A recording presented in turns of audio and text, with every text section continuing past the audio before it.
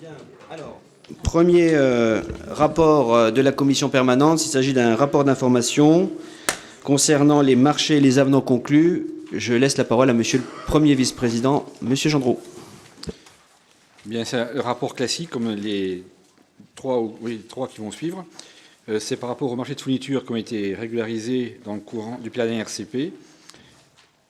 À remarquer simplement, fourniture de carburant et combustible de chauffage, un groupement qui a été fait avec le SDIS, la ville de Chaumont, Chamarange-Soigne et le collège de Colombey et le département. L'évaluation est de 5 280 000 euros TTC, maximum sur 4 ans. L'offre retenue, en fin de compte, est inférieure à 15% par rapport à l'estimation qui a été faite. Comme quoi, tous les marchés n'augmentent pas. C'est toujours intéressant. Également, le marché de fourniture carburant en station-service, le groupement pareil entre le SDIS, la ville de Chaumont et le département. 4 400 000 euros TTC sur 4 ans. Le candidat retenu, c'est un peu une nouveauté. C'est une solution multi-enseigne qui groupe Total, Shell, Esso, Avia, BP, Jean Casino, Intermarché, Carrefour, Super U, Auchan et Leclerc. Et des garages indépendants. L'estimation de la collectivité s'est élevée donc à 3 700 000 euros pour 4 ans. Il y avait 100 000 euros pour le SDIS, 1,2 million pour la ville de Chaumont, 1,5 million pour le département. Et les propositions financières des trois attributaires sont inférieures entre moins 27 et moins 38% par rapport à l'estimation qui a été faite. Voilà, là, c'est aussi une preuve que les marchés n'ont pas tendance à flamber tout le temps.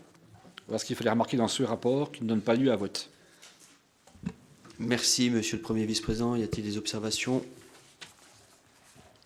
Non, je n'en vois pas. Nous passons donc au rapport numéro 2. Il s'agit de recrutement de cadres en qualité d'agent contractuel. Vous avez à nouveau la parole, monsieur le premier vice-président. Là aussi, c'est un rapport classique. Donc, comme il est impossible de recruter un fonctionnaire dans ce poste suivant, c'est un emploi sur catégorie C.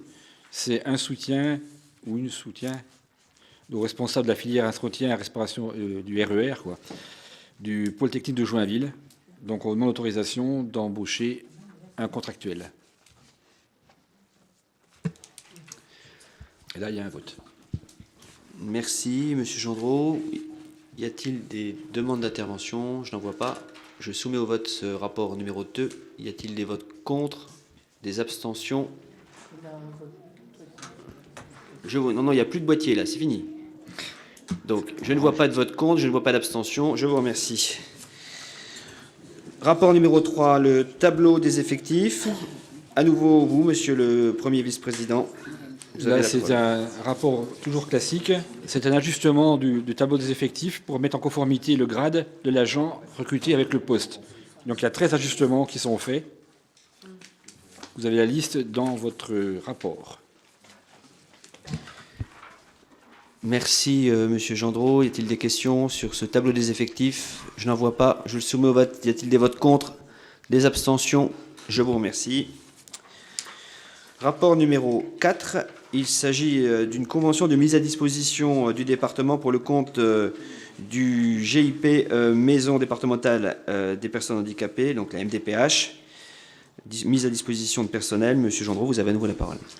Donc, monsieur le Président, vous avez à peu près tout dit ce qu'il fallait dire dans ce rapport. Donc, c'est la mise à disposition depuis le 1er mai 2020 pour 0,20 ETP arrivée à terme. Et donc, il faut renouveler cette mise à disposition. Donc, on vous propose de la renouveler sous la même forme. Et c'est effectué, bien sûr, à titre gratuit. Merci, monsieur Gendreau. Y a-t-il des questions, des observations sur cette convention? Je n'en vois pas. Je la soumets au vote. Y a-t-il des votes contre, des abstentions? C'est adopté. Je vous remercie. Nous passons maintenant au rapport numéro 5. Il s'agit en fait des actions menées par le conseil départemental suite aux observations de la Chambre régionale des comptes. Et donc, on a un certain nombre de précisions et d'éléments à vous apporter. Monsieur le vice-président, vous avez à nouveau la parole. Alors, c'est un peu plus long à vous expliquer. Suite au rapport de la Chambre régionale des comptes, du CGCT, donc on doit faire un rapport sur les actions menées suite aux remarques, excusez-moi. Je suis trop... Oui, je me sens persécuté. Et donc, ce rapport donne lieu à 6 rappels au droit et 2 recommandations. Donc, c'est pour vous tenir au courant de ce qui se passe effectivement. En ce qui concerne les 6 rappels, 4 rappels au droit ont été traités. Donc, c'était adopter une délibération fixant les indemnités de ces élus dans les 3 mois suivant l'installation. C'est quand même pas des choses très, très graves. C'est présenter l'autorisation de programme par délibération distincte. Ça, c'est fait aussi. Exiger du délégataire à la gestion du mémorial Charles de Gaulle qu'il produise un rapport annuel. Alors, vous savez que ce problème de rapport annuel, on avait essayé de le regrouper la dernière fois. C'est parce qu'il y a eu un décalage d'une année, parce qu'on a voulu le grouper avec HMN, qui venait de commencer son activité, pour éviter de réunir plusieurs fois le rapport. Bon, c'est tout. Donc maintenant c'est réglé, on n'en parle plus. Et également, il fallait constituer des provisions pour dépréciation d'éléments d'actifs. Là aussi, c'est un sujet qui a été traité. Il y en a un autre rappel au droit qui est en cours. Il faut préciser dans le règlement financier les modalités de gestion des autorisations de programme et des crédits de paiement. Donc vous avez le rapport qui vous a été présenté tout à l'heure règle ce problème.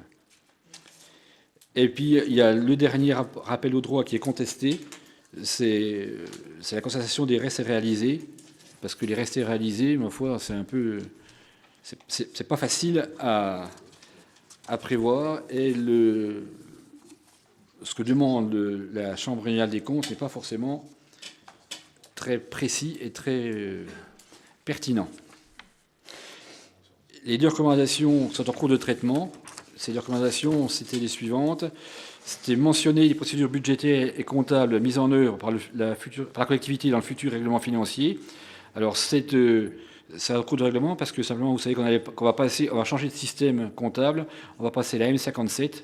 Et là, ça sera mis en règle automatiquement. On n'a pas de problème par rapport à ça. Et puis enfin, la dernière remarque aussi, c'est actualiser le schéma directeur routier qui était établi en 2002. Ce schéma est en cours et on le présentera bien sûr une fois qu'on aura pris en compte la RN 67. C'est pas la peine d'en refaire un puis de le refaire un an après. Voilà pour ce que je pouvais vous dire par rapport à ces remarques de la Chambre régionale des comptes.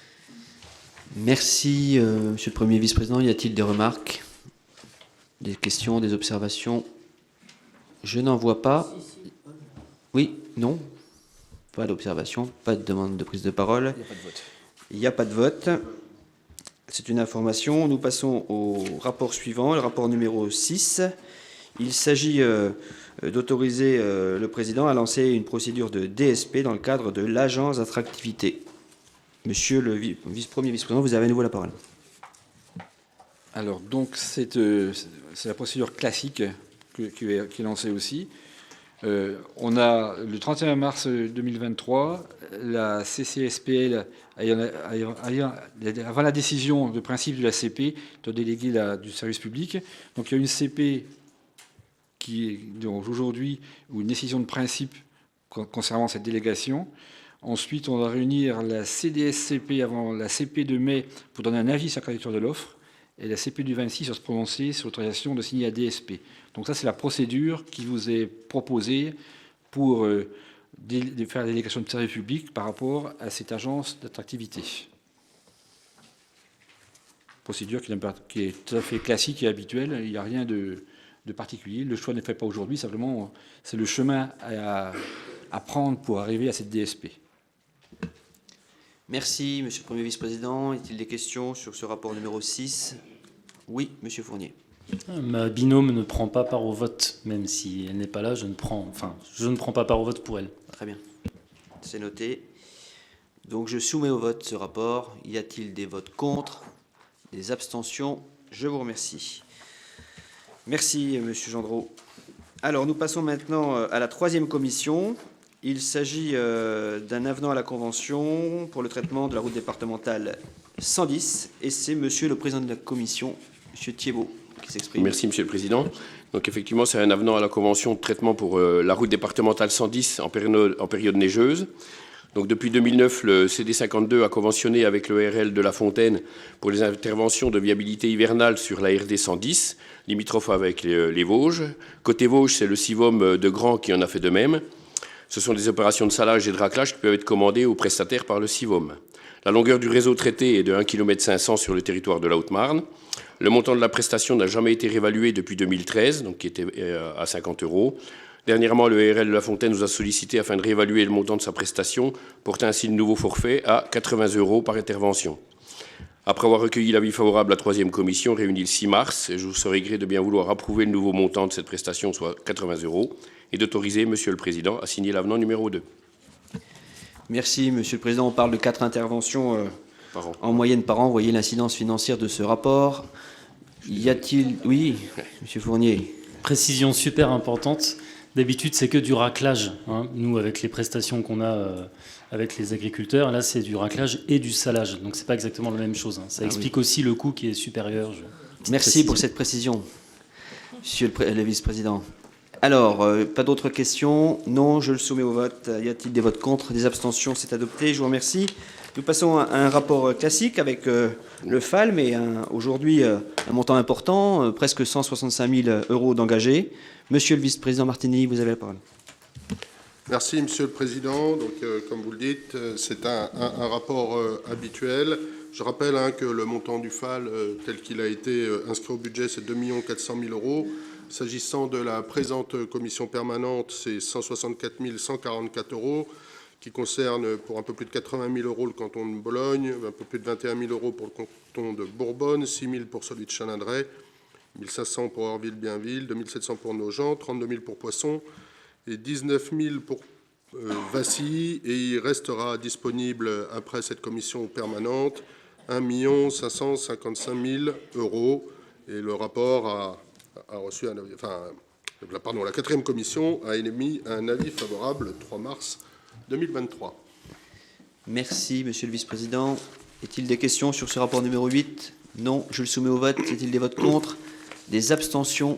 Non, je vous remercie. Il est adopté. Nous passons au rapport numéro 9.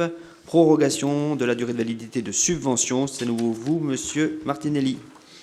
Oui, merci, Monsieur le Président. Un sujet dont nous avons longuement parlé ce matin et dont je partage l'entièreté des propos de notre collègue Anne-Marie Nédélec. S'agissant de la présente commission, ce sont 43 dossiers qui couvrent la période 2013 à 2020, avec pour motifs principaux des factures qui sont reçues après la date de caducité. Ça concerne 38 dossiers. Des difficultés pour les communes pour réunir les derniers justificatifs pour 4 dossiers, et puis une opération qui est toujours en cours, qui date de 2019, donc qui n'est pas si ancienne pour un dossier. Et donc le rapport a recueilli l'avis favorable de la 4e commission le 3 mars dernier. Merci, Monsieur le vice-président. Y a-t-il des questions sur ce rapport? Non, je le soumets au vote. Y a-t-il des votes contre? Des abstentions? Je vous remercie. Alors, le rapport suivant devait être présenté par notre collègue présidente de commission. Monsieur le vice-président, je vous laisse le présenter. Oui. Donc oui, Monsieur le Président, il s'agit de l'opération programmée d'amélioration de l'habitat et de renouvellement urbain, OPA-RU, du Grand Langres. C'est un rappel du contexte historique. Le territoire de Langres, en 2016, s'est lancé dans une démarche d'amélioration de l'habitat. Et notamment, la communauté de communes du Grand Langres a été lauréate du dispositif de l'appel à manifestation d'intérêt Centre-Bourg. En 2020, la communauté de communes du Grand Langres et la commune de Langres ont signé une convention d'opération de revitalisation du territoire, ORT, avec 2 secteurs définis à Langres, un secteur sauvegardé et le périmètre du faubourg de Brévoine. Par ailleurs, Langres est lauréate depuis 2021 du programme Petite Ville de demain. Et la communauté de communes a lancé l'élaboration d'un plan local d'urbanisme intercommunal qui vaut également plan local de l'habitat, donc un PLUI-H. Vous dire que sur la période de l'OPA, donc Centre-Bourg, donc cette période était de 2016 à 2022, 261 dossiers qui ont été engagés avec près de 3,3 millions d'euros de subventions pour 8 400 000 € de travaux en TTC, dont une très grande partie a été réalisée par des acteurs économiques locaux. Sur l'ensemble des opérations, 977 propriétaires ont été informés et 545 visites techniques ont été réalisées sur l'ensemble du territoire. Donc l'OPARU du Grand Langres, je le rappelle, elle tient à favoriser le développement d'un territoire par la requalification de l'habitat privé ancien. À ce titre, le président de la communauté de communes du Grand Langres a sollicité le département. Il a reçu une réponse favorable en 2022, et notamment avec un partenariat financier qui s'inscrirait dans le cadre de nos dispositifs sociaux actuellement en vigueur, notamment le programme d'intérêt général, habitat adapté et autonomie, et également de la contractualisation 2022-2024. Alors, l'ensemble des champs d'intervention sur l'habitat privé de l'OPARU du Grand Langres, c'est un volet précarité énergétique, à la fois pour les propriétaires bailleurs et les propriétaires occupants. Un volet habitat indigne est très dégradé, là aussi, qui vise les propriétaires bailleurs et les propriétaires occupants. La mise en œuvre de procédures coercitives de lutte contre l'habitat indigne sur le périmètre du quartier historique de Langres et la mise en place du dispositif expérimental sur le ravalement de façade en quartier historique à Langres. Pour le département, cet engagement n'a pas d'incidence financière directe autre que les moyens mis en œuvre dans le cadre des dispositifs sociaux normaux et de la contractualisation 2022-2024. La 4e commission s'est positionnée favorablement lors de sa réunion du 3 mars 2023. Merci, monsieur le vice-président. Bien, sur cette convention qui vous a été présentée, y a-t-il des demandes de précision?